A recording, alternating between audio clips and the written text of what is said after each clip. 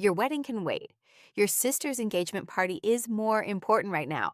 Those were the exact words my mother, Martha, dropped into my ear 6 weeks before my wedding day, while mud was literally sliding down the hillsides of Oregon. Let me introduce myself. My name is Elena Brooks. At 31 years old, I work as a National Disaster Risk Analyst and Emergency Logistics Coordinator. When floods turn rivers into raging torrents and hillsides give way, my job is to map evacuation routes, route emergency supplies, and make sure families find safety. Disasters make sense to me. Disasters are honest. People state what they need: water, shelter, medical help, and you provide it. Nobody disguises a demand as a twisted form of love, and nobody calls neglect a family tradition. But family? Family was a catastrophe I never knew how to forecast. It was a Tuesday evening when the hillside outside Portland gave way, bearing a secondary highway and threatening 3 rural neighborhoods. My dual monitor setup glowed with red evacuation zones and real-time weather radars. My phone buzzed on the desk. It was my mother. I swiped to answer, expecting at least a basic check-in. Instead, Martha delivered her royal decree without a single ounce of warmth or a breath of inquiry about whether I was safe amid the crisis. "Your wedding can wait," she said, her voice sharp as glass. "Your sister's engagement party is more important right now." Before my brain could process the sheer absurdity of pausing a wedding 6 weeks out for an engagement party, the phone was snatched away. It was my father, Arthur Brooks, a man who ran Brooks Urban Consulting, a mid-tier infrastructure firm, like a petty tyrant, treating everyone around him as tools for his own advancement. "Your wedding is just a party, Elena," my father barked through the speaker, his voice dripping with disgust. "Stop being so selfish. Chloe's event brings real value to this family." For most of my 31 years, those exact words would have broken me. I would have stammered out an apology, scrambled to rearrange my life, and pretended it was my own choice to step aside. I would have folded myself neatly into a corner so that my younger sister, Chloe Brooks, a 26-year-old lifestyle influencer who survived on social media validation and required everyone to orbit around her ego, could take center stage once again. I would have done all of that, but tonight, staring at the glowing red landslide map pulsing across my computer screen, something inside me didn't break. It went completely, perfectly still. It was as if an internal circuit breaker had tripped, cutting off the current of lifelong guilt. For the first time, the fog cleared. I finally saw the brutal truth about my family.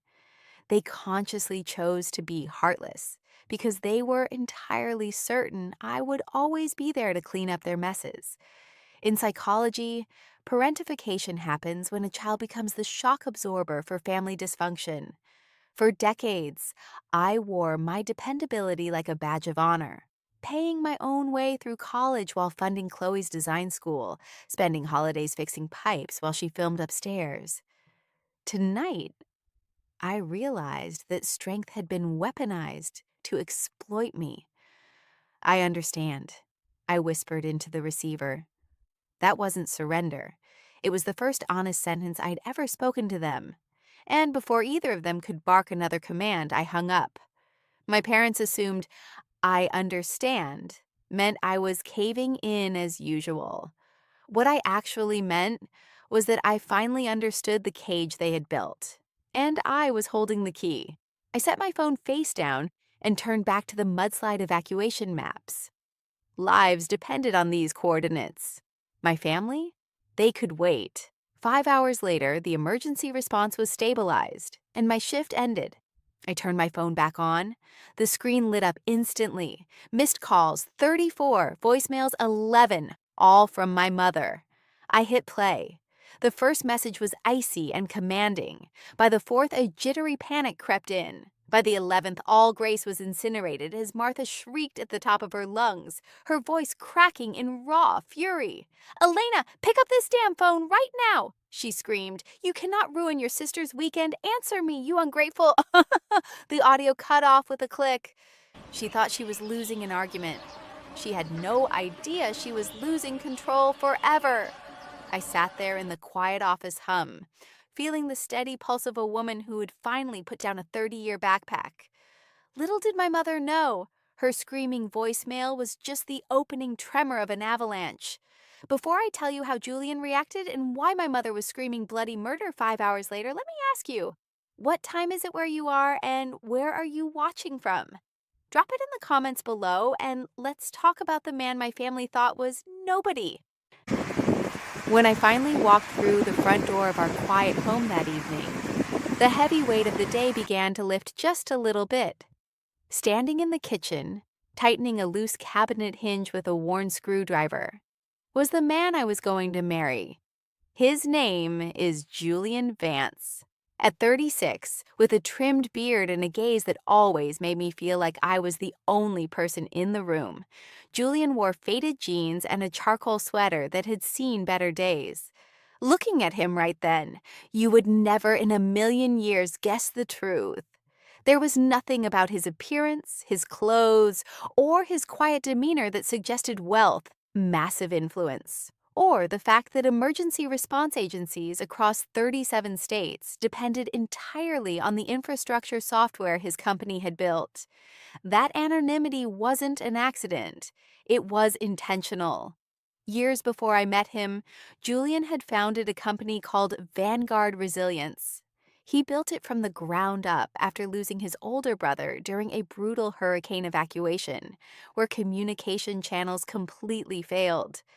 Driven by that grief, Julian spent a decade engineering a platform that allowed hospitals, emergency units, and governments to coordinate in real time. Vanguard grew into one of the most respected public safety tech firms in the country. But Julian hated the spotlight. He avoided interviews, refused public events, and kept his face out of the press, preferring quiet anonymity over public praise. My family, however, knew none of that. Because Julian kept a low profile and dressed like someone who fixed office printers on weekends, my parents and sister had completely misjudged him from day one. My mother once dismissed him as pleasant, but utterly unambitious, while my father, Arthur, had openly asked me whether Julian planned to find a real, stable career before dragging me down. They judged human worth entirely by a person's loud, flashy utility. They simply had no idea how catastrophically they had miscalculated his. I will never forget Thanksgiving 2 years ago. My family had hosted a dinner at a high-end restaurant to celebrate a minor real estate deal Chloe's then-boyfriend was bragging about. When we arrived, my parents casually forced Julian to move his chair all the way down to the very end of the long table, clearing the seats near the center so a wealthy property developer could sit next to Chloe. They treated Julian like an invisible servant. They had no idea who he really was. Julian hadn't cared about the seating chart that night. He had just smiled, taken his plate to the end of the table, and held my hand under the tablecloth. And tonight, when I walked into the kitchen and dropped my bag on the counter, Julian didn't need me to explain every detail before he knew something was wrong. He dropped his screwdriver, wiped his hands on a kitchen towel, and walked over to me. "Rough day at the emergency center?" he asked softly. I nodded, leaning against the counter, and told him everything about my mother's phone call, my father's arrogant barking, and the absurd demand to postpone our wedding for Chloe's engagement party. Julian listened without interrupting once. He didn't offer toxic positivity, and he didn't tell me to just forgive and forget, because makik, family is family. Instead, he quietly turned to the kettle, boiled water, and brewed a cup of soothing chamomile tea, the exact kind I liked when my nerves were frayed. He placed the warm mug between my hands and wrapped his palms over mine. We stood in silence for a few long seconds, the quiet hum of the kitchen filling the space between us. Then he looked straight into my eyes and asked quietly, "What do you want? Do you want to postpone the wedding?" He added gently, "No, I answered, shaking my head. Do you want to change the date? No. Do you still want them there? Hoping they'll finally act like the parents you deserve? That question caught in my throat, stinging with a sharp, familiar grief. I looked down at the steaming tea and whispered the honest truth. I wanted the version of them that never existed, Julian. I wanted the mother who would help me button my dress without checking my sister's messages first. I wanted the father who would walk me down the aisle because he was genuinely proud of me, not because there were important people watching. Saying it out loud hurt more than I expected. The words felt heavy, yet entirely real. Julian squeezed my hands tighter, his thumb gently brushing across my knuckles. His voice was steady, grounding, and filled with a profound healing empathy that washed away years of emotional debris. Your mother announced what she wanted, Elena, Julian said, his words cutting straight through the fog in my mind. She made her demand. But that doesn't make it your decision. What do you actually want? Martha's desires do not dictate your reality. Hearing him say that, reminding me that I had a voice, that my desires weren't secondary, and that I didn't have to carry the weight of everyone else's expectations, felt like a breath of fresh air in a room that had been starved of oxygen for 31 years. For the first time all day, I didn't feel like the dependable shock absorber of the family. I felt seen, I felt protected, and most importantly, I felt free to choose my own path. The next morning, the reality of my family's campaign began to unfold in real time. Let me tell you about my sister's fiancé. His name is Mason Cole, a slick commercial real estate broker. 3 weeks earlier, Mason had proposed to Chloe during a heavily sponsored weekend getaway in Napa Valley. That proposal video raked in 2 million views online, and Chloe immediately started planning an extravagant, hyper-curated engagement experience at a glass venue overlooking Lake Washington. Complete with brand sponsors, professional photographers, floral installations, and a guest list selected purely for social media reach. Her preferred date for this spectacle was the exact weekend immediately before my wedding. At first, I thought it was just an inconvenient clash of dates, but then my mother stepped in. Martha decided that Chloe's party deserved the exact same event planner, the exact same floral supplier, the exact same photographer, and even the exact same relatives who had already committed months in advance to my ceremony. To top it all off, Martha demanded that my rehearsal dinner be moved because Chloe's brand sponsor required exclusive family access that weekend. This conflict wasn't an accident. It was a calculated ambush. Chloe's party had been deliberately built on top of mine. When I asked Julian why they would do something so blatant, he gave me a sobering answer. Because attention is proof of love to Chloe, and your mother has spent her entire life making sure Chloe never runs out of either. My phone vibrated on the kitchen island. It was a text from my father, Arthur. Your mother is upset. Call and apologize before this becomes embarrassing for everyone. Julian glanced at the screen. What happens if you don't apologize? They escalate, I replied. Then let them, Julian said quietly.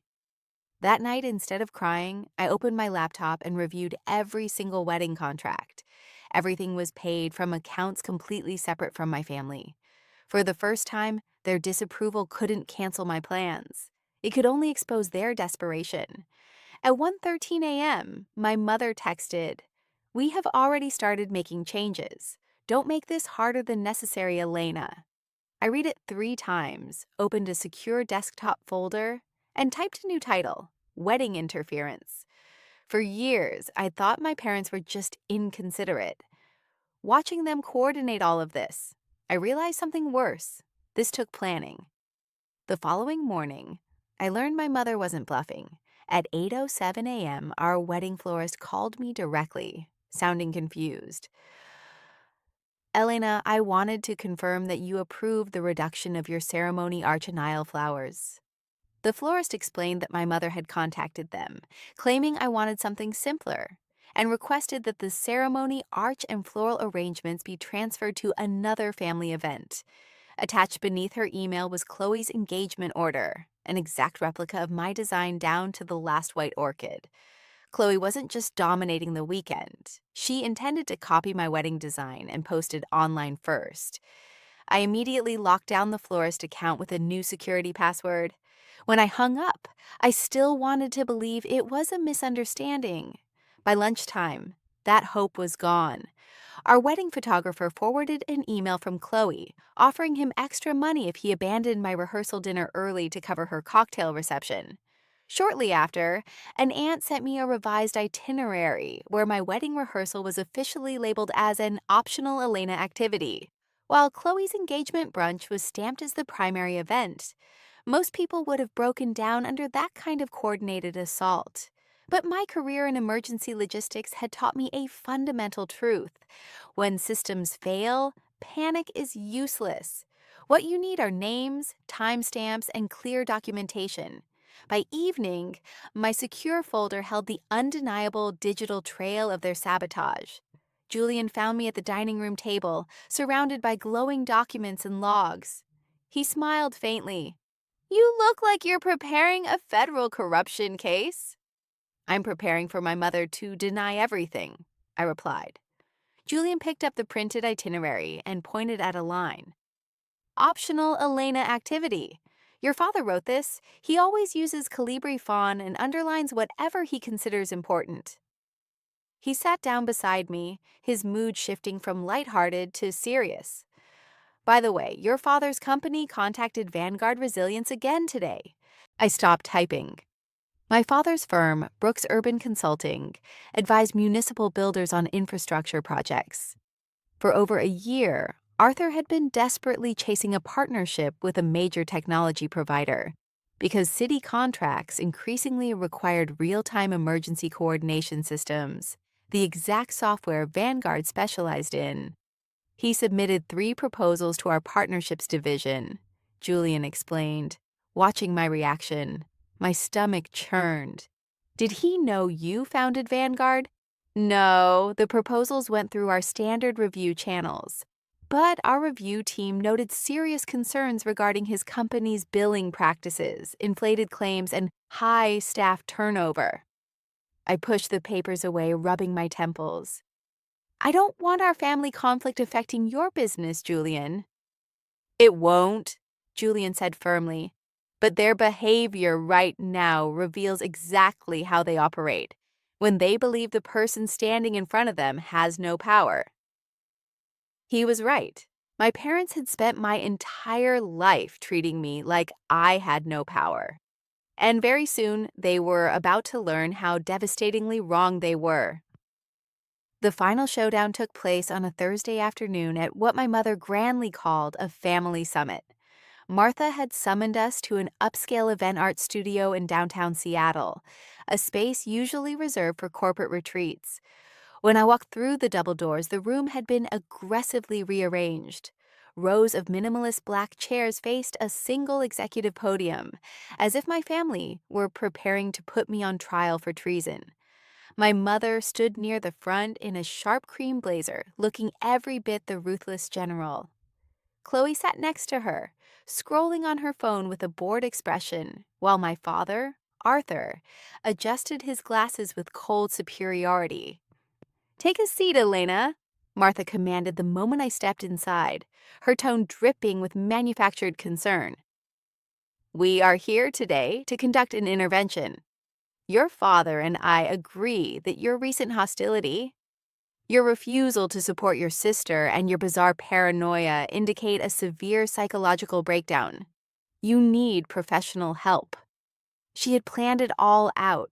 She wanted to frame my boundaries as mental illness, reduce me to an unstable patient, and force me to apologize publicly, so she could retain total control of the narrative. For the first time in 31 years, I didn't flinch. I didn't cry. Julian walked in right behind me, sliding his hands calmly into his jacket pockets. He didn't say a word, but his steady presence anchored the entire room. I didn't waste a single breath arguing about feelings.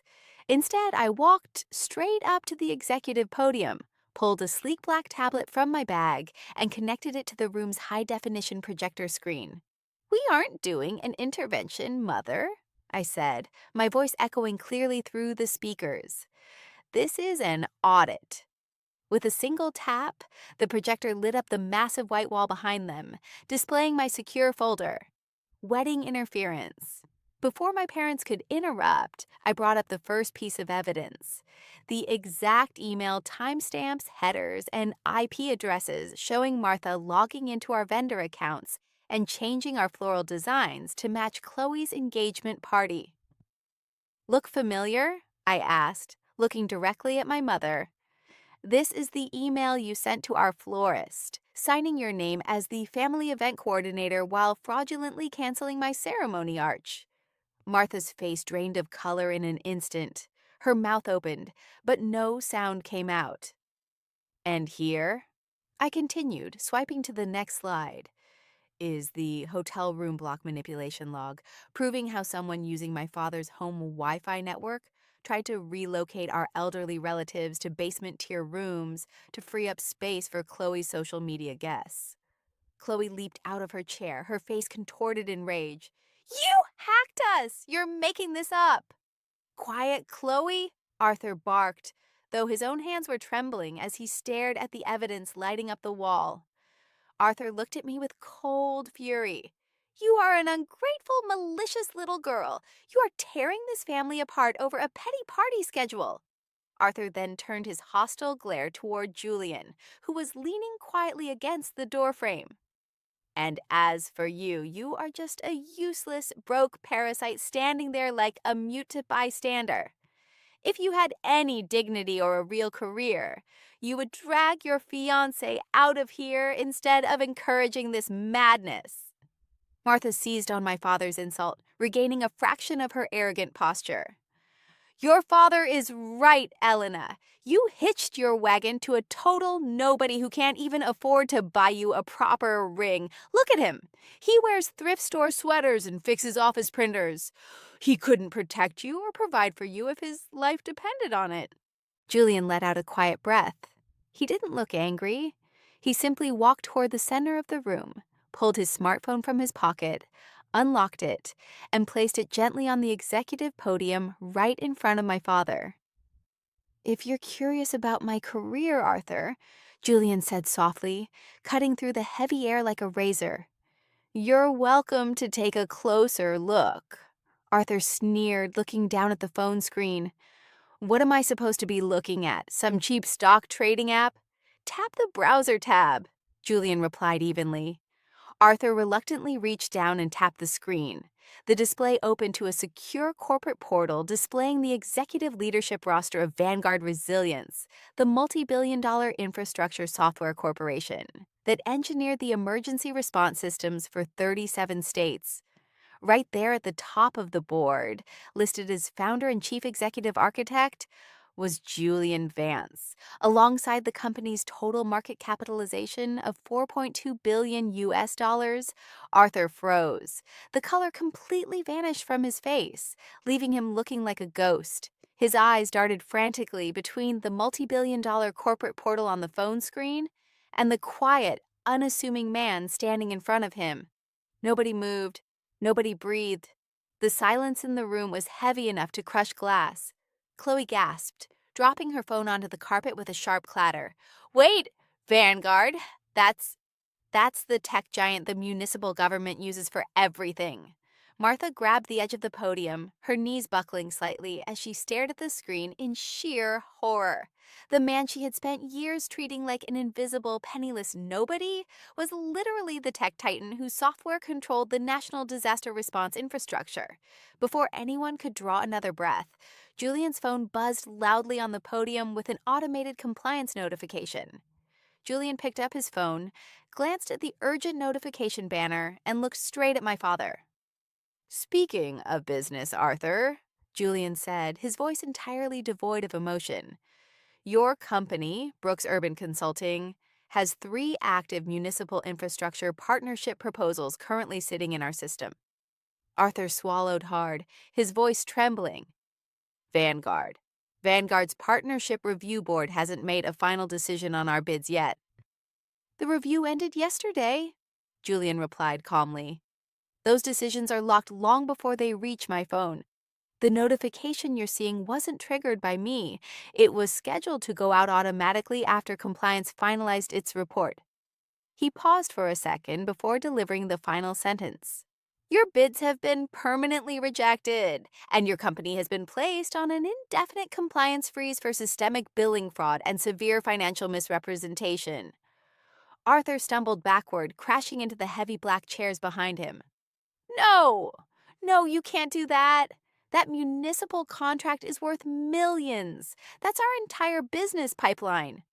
It's not personal, Arthur, Julian said quietly, sliding his phone back into his pocket. It's just honest risk management. Disasters are honest. And right now, your company is a total catastrophe. I looked at my parents, standing amidst their shattered lies and exposed manipulation, and felt the last remaining chains of my past finally snap away. The meeting was over, and we walked out together into the sunlight. The domino effect began less than 12 hours after the family summit collapsed. Let me tell you about my sister's fiancé, Mason Cole. Mason was a slick commercial real estate broker whose entire professional reputation relied on appearing polished, upscale, and socially impeccable. Looking back, I don't think the documents alone ended their relationship. Mason had already been pulling away for weeks. He'd quietly questioned why every family conversation somehow became a performance centered strictly on Chloe. He'd noticed promises changing, stories shifting behind closed doors, and people constantly being blamed for problems they didn't create. The evidence dropped into his inbox didn't magically change his mind. It simply confirmed what he had already feared in his gut. That night, after the meeting at the studio, Julian's digital compliance logs and the recorded evidence of my family's sabotage had found their way onto Mason's private phone. Someone, likely an anonymous vendor tired of being played as a pawn, dropped the entire folder into his messages. Mason didn't hesitate for a second. Realizing that marrying into a family embroiled in public fraud and petty sabotage would instantly detonate his real estate partnerships, he called off the wedding by midnight, canceled his financial sponsorship of Chloe's brand events, and packed his bags out of their shared penthouse before sunrise. The public fallout for Chloe was swift and brutal. Chloe Brooks, who had built her entire lifestyle brand on being an admired social media influencer, watched her carefully curated world disintegrate in real time. Major beauty brands and lifestyle sponsors, terrified of being associated with a toxic family scandal, severed their contracts within hours. Desperate to salvage her image, Chloe turned on her live stream camera at 3 a.m. She sat in front of the ring light, tears streaming down her face, claiming she was the victim of a malicious cyber attack orchestrated by her own sister. But the internet is unforgiving. Within minutes, viewers noticed the discrepancies, cross-referencing her crying session with the exact timestamps of our vendor interference logs. The comment section exploded with outrage, calling her out as a fraud. Her subscriber count plummeted rapidly, turning her digital empire into an immediate public relations disaster. And then came my mother. By Friday evening, Martha was completely unglued. She drove straight to our house, pounding on our front door with desperate, manic fury. I watched her through the smart doorbell camera. Her hair was disheveled, her expensive blazer was wrinkled, and all of her icy arrogance had completely vanished, replaced by a frantic, shrieking panic. "Elena, open this door right now!" My mother screamed into the camera lens, sobbing hysterically. "You have to help us! Mason left Chloe, her sponsors are dropping her, and your father's business is ruined. You are the older sister. You have to fix this. Call Julian and make him reinstate your father's contracts." For the first time in 31 years, I didn't unlock the door. I didn't step outside to comfort her. I didn't let her pull me back into the toxic cycle of emotional blackmail. I practiced the absolute rule of zero contact.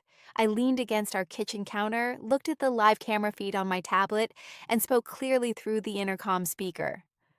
"The door is locked, Mother, and I am not opening it. You made your choices and you built your own crisis. From this moment on, I will not negotiate, I will not rescue you, and I will not speak to you directly. Any future communication must go through our legal representation." Martha stared blankly into the camera lens, realizing with absolute horror that the safety net had finally burned down to ashes. She screamed a few more incoherent curses, pounded on the wood one last time, and stumbled back to her car. 2 days later, my parents attempted one last desperate act of denial.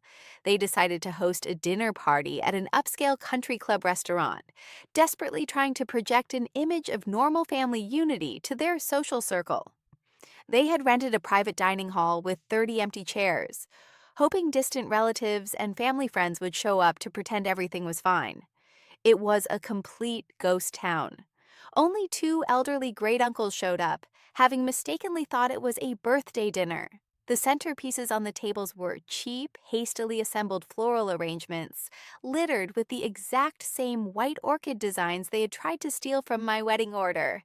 As my parents sat alone at the head of a massive empty table surrounded by 30 vacant seats and stolen flowers, they finally reaped the exact harvest they had spent decades planning.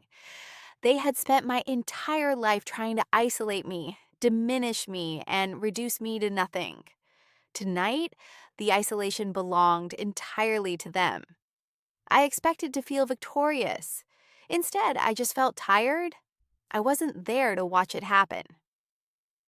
At that exact moment, Julian and I were sitting on our back porch, sipping hot tea, watching the sunset over the quiet hills. The storm had finally passed, and for the first time in my life, the ground beneath my feet was completely solid. The final chapter of my journey didn't begin at an altar surrounded by expectations. It began inside a quiet lawyer's office overlooking the harbor 4 days before our wedding. Let me introduce you to Marcus Vance, Julian's trusted senior legal counsel, a sharp, graying man in his 50s who specialized in corporate asset protection. We weren't there for corporate business, though. We were there to draw absolute, unbreakable boundaries. First, Julian and I signed a comprehensive prenuptial agreement. It was important to me, and fully supported by Julian, that every single dollar of my independent savings remained strictly mine, stripping away any ammunition for future gossipers who might whisper about money or status. Next, Marcus slid a second document across the mahogany table, a formal legal power of attorney. With a single signature, I officially revoked my parents' rights as my emergency medical proxies or legal decision makers, transferring those rights completely to Julian. For 31 years, my parents had held that authority. Today, I permanently stripped them of it. When the wedding day finally arrived, the weather was crisp, bright, and completely clear. Our wedding took place at a historic ferry terminal perched on the edge of the Puget Sound. A rustic, beautiful landmark building with towering iron truss ceilings, polished hardwood floors, and massive glass windows looking out across the sparkling blue water. A ferry terminal was the most fitting place in the world for us to get married.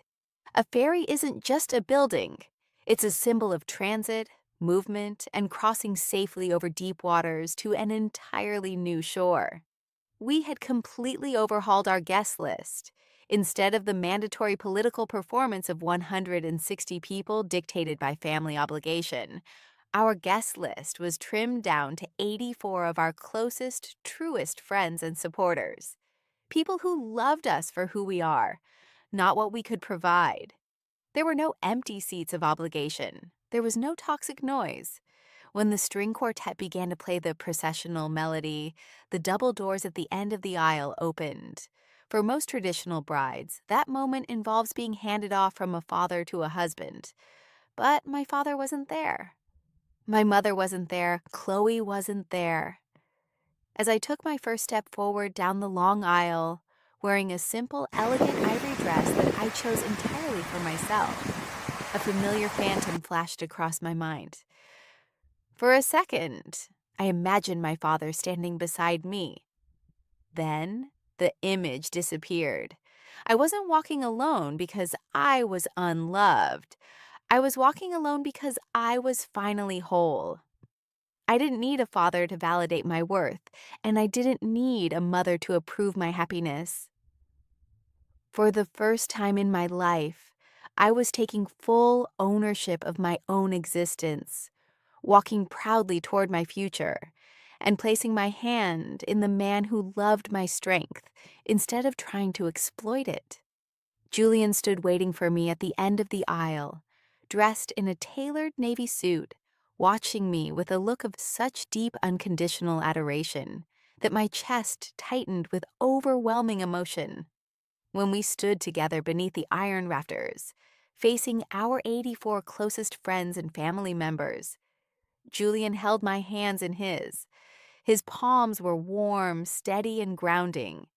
When it was time for his vows, Julian didn't speak about fairy tale perfection or easy compromises.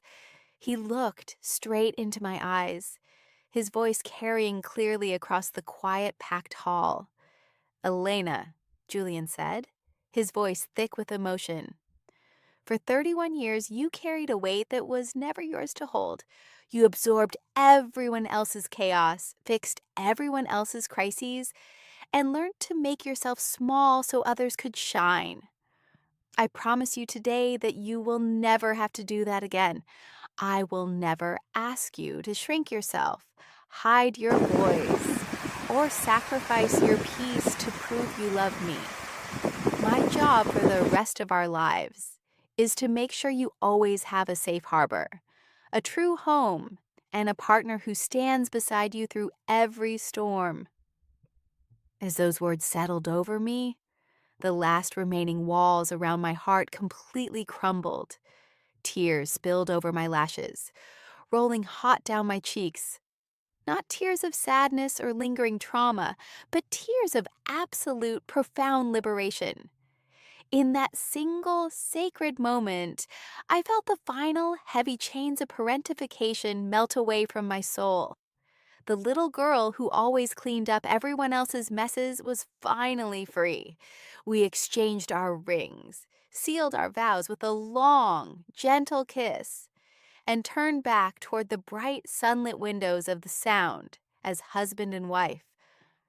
The storm of my past was gone forever, and for the rest of my life, the ground beneath my feet would always be my own. Months have passed since the wedding day at the old ferry terminal, and the dust of the chaotic storm has finally settled into a quiet, permanent calm.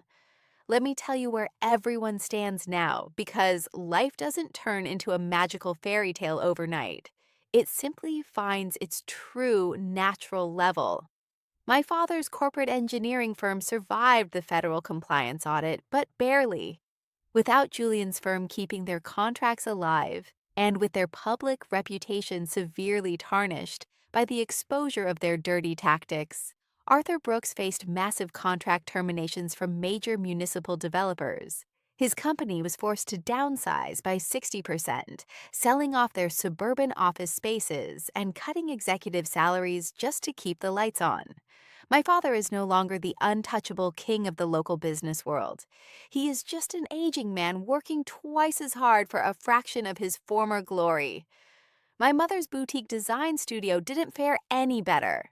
Martha's high society clientele quietly drifted away, preferring to avoid the stench of family fraud and public toxicity. Her curated displays of luxury lifestyle items now sit in an empty, quiet storefront where the "For Lease" sign is practically visible in the shadows of her stagnant window displays. And then there's Chloe. 3 weeks after the wedding, my sister finally broke her silence.